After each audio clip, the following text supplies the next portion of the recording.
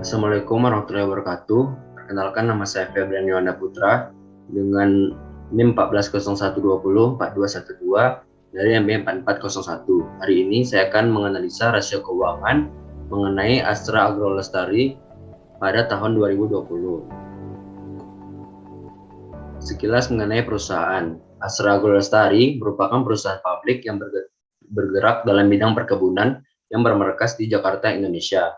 Perusahaan ini dicatatkan atau initial public offering pada tahun 1997. Lalu jenis-jenis rasio keuangan. Yang pertama ada valuation ratio, yang kedua profitability ratio, yang ketiga liquidity ratio, yang keempat solvency ratio, dan yang kelima activity ratio. Langsung saja yang pertama itu valuation ratio. Rasio valuasi adalah rasio keuangan di mana kita menghubungkan kesehatan keuangan perusahaan dengan nilai pasarnya. Kita menggunakannya untuk menentukan seberapa menarik saham perusahaan tersebut. Lalu ada dividend yield. Dividend yield adalah dividen per saham dibagi pasar saham, dibagi harga pasar saham. Secara sederhana, dividen yield adalah tingkat keuntungan yang diberikan oleh perusahaan tersebut. Rata-rata dividen yield yang baik berada di atas 5%. Rumusnya ialah DPS dibagi market value per share dikali 100, maka 195 dibagi 10.323 dikali 100, maka hasilnya ialah 1,87%. Lalu ada price sales ratio, merupakan rasio keuangan yang membandingkan harga saham perusahaan dengan penjualan tahunannya. Price to sales ratio ini biasanya juga digunakan untuk penilaian saham. Secara umum, istilahnya ialah rasio valuasi investasi. Rumusnya yaitu market value per share dibagi sales per share. Maka 10.323 dibagi 11.100. Hasilnya ialah 0,93 kali. Lalu ada PER atau price to earning ratio. Merupakan rasio harga saham perusahaan terhadap pendapatan per saham perusahaan. Rasio ini juga bisa mengukur apakah saham tersebut overvalue ataupun undervalue. Rumusnya ialah market value per share dibagi EPS. Maka 10.323 dibagi 675. Hasilnya ialah 1,53%. Lalu ada PBV atau price to book value. Rumusnya ialah market value per share dibagi book value per share dikali 100. Maka 10.323 dibagi 101 dibagi 10.124 dikali 100. Maka hasilnya ialah 1,03%. Ukuran ini juga berfungsi untuk melihat apakah saham di perusahaan tersebut bisa dikatakan mahal ataupun murah. Nilai PBV yang ideal berada di angka 1. Lalu ada profitability ratio. Apa itu profitability ratio? Rasio profitabilitas adalah rasio atau perbandingan untuk mengetahui kemampuan perusahaan untuk mendapatkan profit dari earning terkait penjualan, aset, ekuitas, dan berdasarkan pengukuran tertentu. Lalu yang pertama adalah dividend payout ratio, merupakan persentase pendapatan yang diberikan oleh perusahaan kepada para pemilik atau pemegang saham. Rumusnya DPR sama dengan dividen per share dibagi EPS atau earning per share. Maka 195 dibagi 675 sama dengan 0,288 atau dalam persenan 28,8%. Lalu ada GPM atau gross profit margin, yaitu rasio yang menunjukkan seberapa efisien bisnis dalam mengelola operasinya. Rasio ini adalah rasio yang menunjukkan kinerja penjualan suatu perusahaan berdasarkan efisiensi proses produksinya.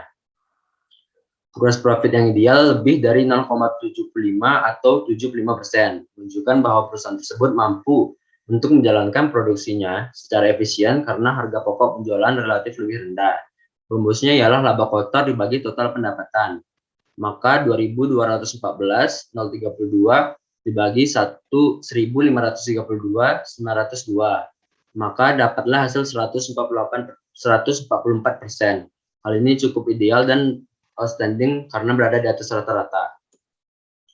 Lalu operating profit margin, OPM adalah rasio yang digunakan untuk mengukur besarnya persentase laba operasional atas penjualan bersih.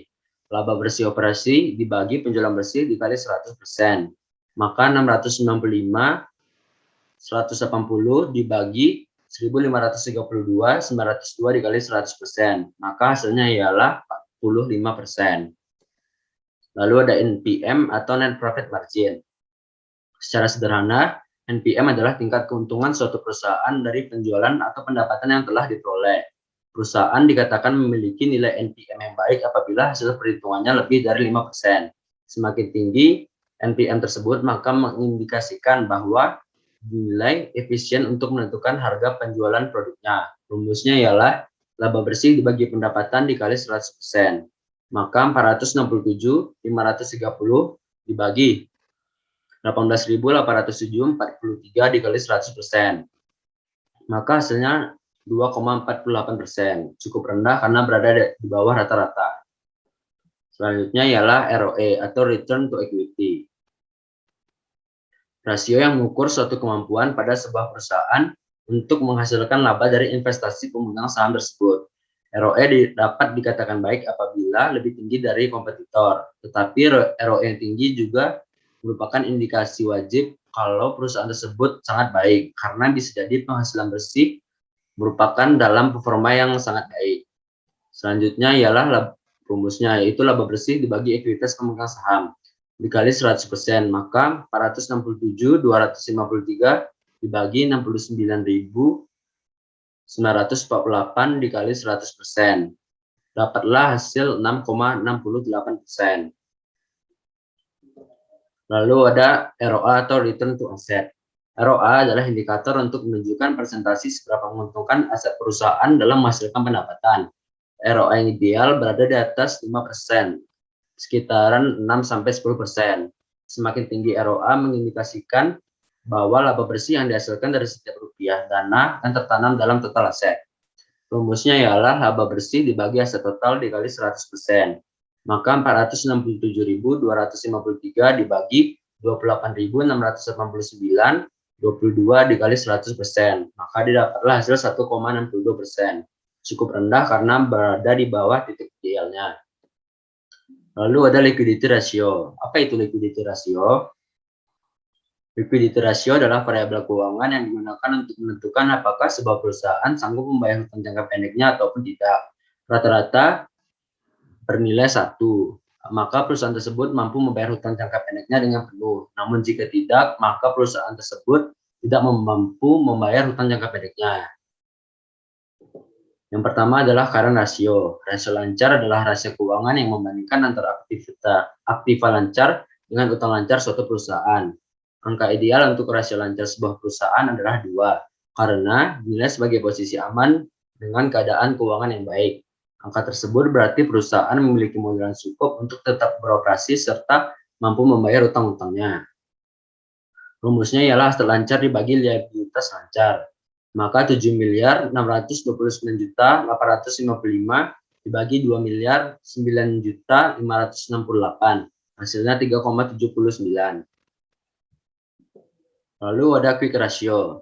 Quick ratio adalah rasio cair atau rasio cepat, merupakan sebuah rasio yang digunakan untuk mengukur kemampuan suatu perusahaan dalam menggunakan aktiva lancar tanpa persediaan untuk membayar hutang jangka pendeknya. Rata-rata ideal berada di angka 1. Rumusnya ialah kas plus piutang dibagi total liabilitas lancar. Maka 3.178.111 dibagi 2.009.568. Maka hasilnya 1,58.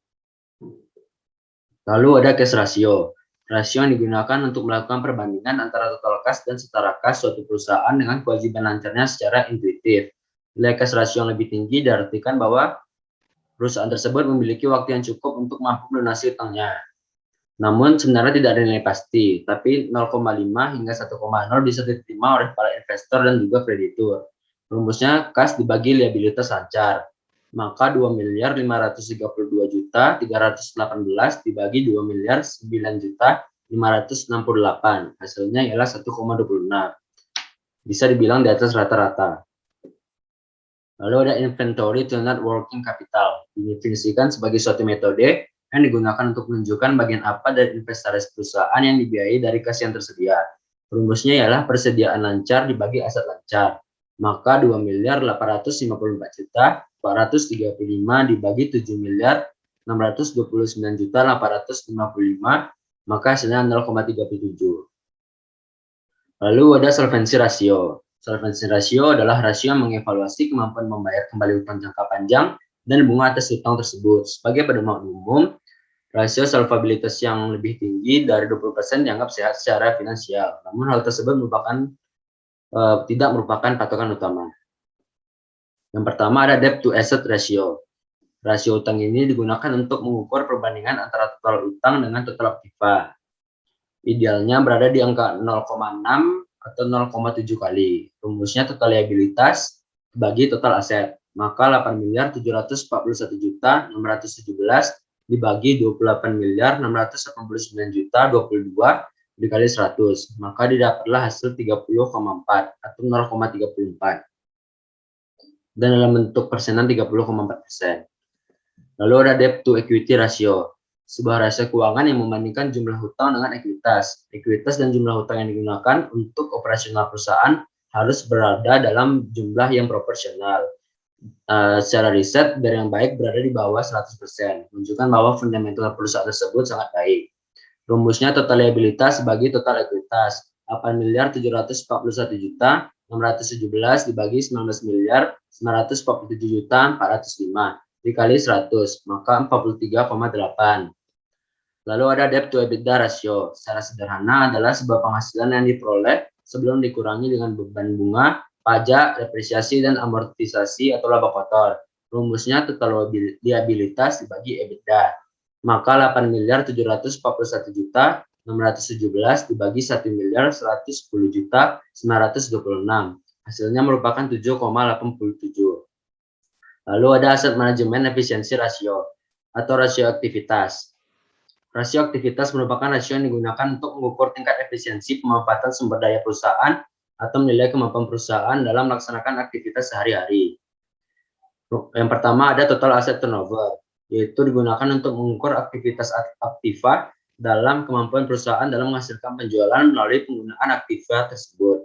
Rasio ini juga mengukur seberapa efisien aktiva tersebut telah dimanfaatkan untuk memperoleh penghasilan. Rumusnya yaitu sales dibagi total aset. Maka 10.832.079 dibagi 28.689.022 sama dengan 0,38 kali. Lalu ada fixed asset turnover, merupakan perputaran aset tetap, yaitu rasio penjualan terhadap nilai aset tetap. Hal ini menunjukkan seberapa baik bisnis menggunakan aset tetapnya untuk menghasilkan penjualan. Rumusnya itu sales dibagi net rent and equipment. Maka 10.832.079 dibagi 8.978.748. Maka didapatlah hasil 1,21 kali. Lalu ada inventory turnover. Rasio ini dihitung dengan cara membagi beban pokok penjualan dengan rata-rata nilai inventory. Inventory turnover mengindikasikan likuiditas inventory, seberapa cepat inventory dijual dalam 1 tahun. Semakin besar inventory turnover menunjukkan bahwa semakin liquid. Rumusnya ialah cost of goods sold dibagi inventory. Maka 2.854.435 dibagi 8.978.748. Hasilnya ialah 0,32 kali. Sekian saja dari saya. Apabila ada kesalahan, mohon dimaafkan. Wassalamualaikum warahmatullahi wabarakatuh.